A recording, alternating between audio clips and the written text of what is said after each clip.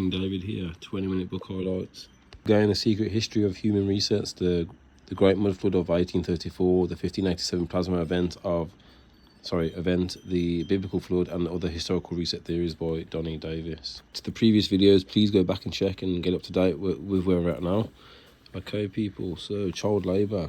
So we're talking about mud flood and that in Tartaria, and cloning, right, what they're hiding in secret societies. After the reset, there was a generation full of orphans and abandoned children that later became child labourers. Maybe children had to do the work because there was not enough adults around. Why do we see so many 19th century photographs of orphans in workhouses? Good question. Why are these children working with machinery created for adult use? Were there not enough adults during this time to carry out this work?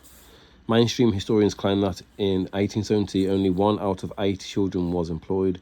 More than 1 in 5 children were employed in 1900s.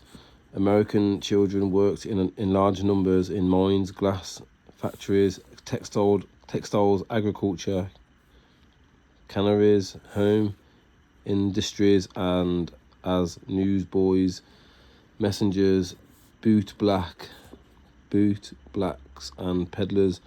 In the latter part of the 19th century, many labour unions and social reformers advocated aggressively for state and local legislation to prevent extreme child labour. By 1900, their effort had resulted in state and local legislation designed to prevent extreme child labour.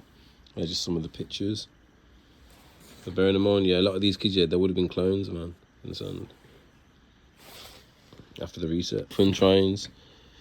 Mud flood theorists believe the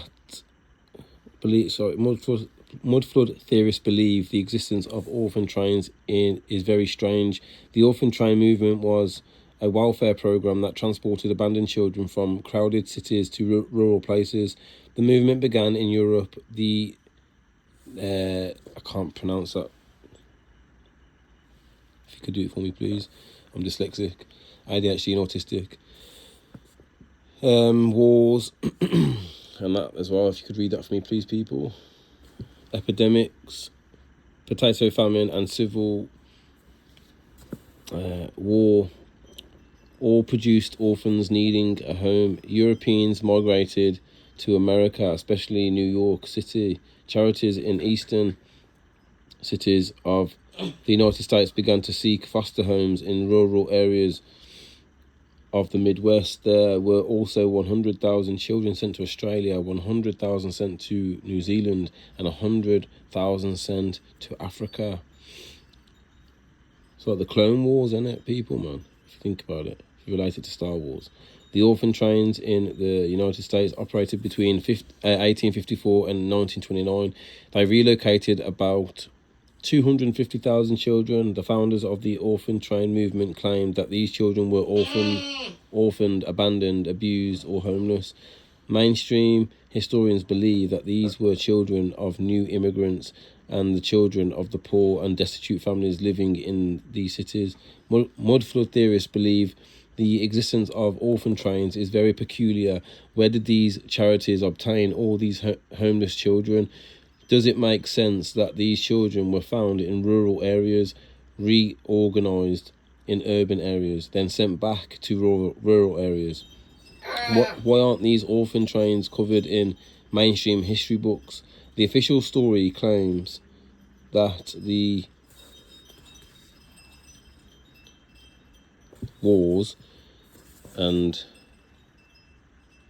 I can't pronounce that one, sorry. The potato famine and the civil wars created orphans, and that working women often dropped their children off at orphanages if they had no daycare.